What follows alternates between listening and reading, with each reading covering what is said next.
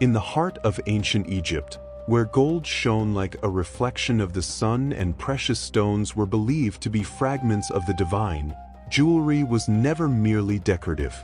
It was a symbol of absolute power, divine authority, and control over life and death. Within this context emerges a fascinating connection to one of the most significant events in biblical history, the exodus of the people of Israel. For the pharaohs, gold represented the flesh of the gods, especially the god Ra. Necklaces, pectorals, bracelets, and crowns did more than adorn their bodies. They communicated their status as intermediaries between the earthly and the divine. Each piece had a purpose: to protect, to legitimize, and to demonstrate dominance. Jewelry was, in essence, a visible manifestation of invisible power. Meanwhile, the people of Israel lived under slavery in this same land of dazzling wealth. For generations, they were forced to work, build, and sustain the Egyptian empire.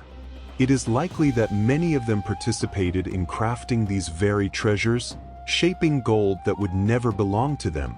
In this way, the pharaoh's jewels symbolized not only power, but also the oppression of those who created them. However, the story of the Exodus introduces a surprising turn. Before their liberation, the Israelites receive a specific instruction: to ask the Egyptians for objects of gold, silver, and clothing. This moment, seemingly simple, carries profound meaning.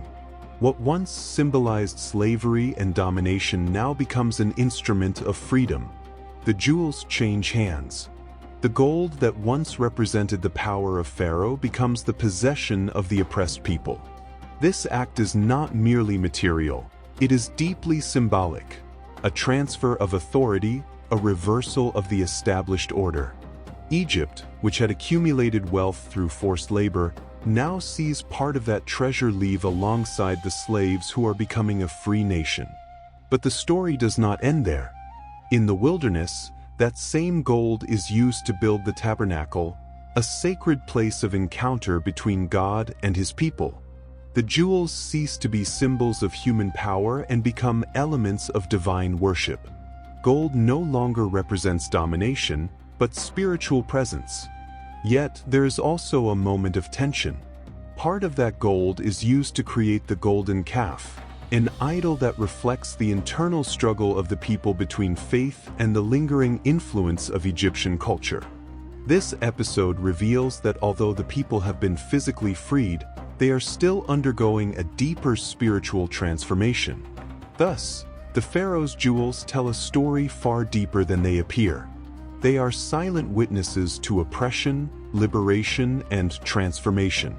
They show how symbols of power can be redefined, how what was once an instrument of slavery can become a tool of divine purpose.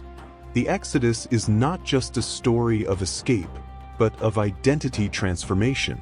And in that process, even gold, cold, brilliant, and unchanging, takes on new meaning. From belonging to an earthly empire, it becomes part of a spiritual narrative that continues to resonate to this day.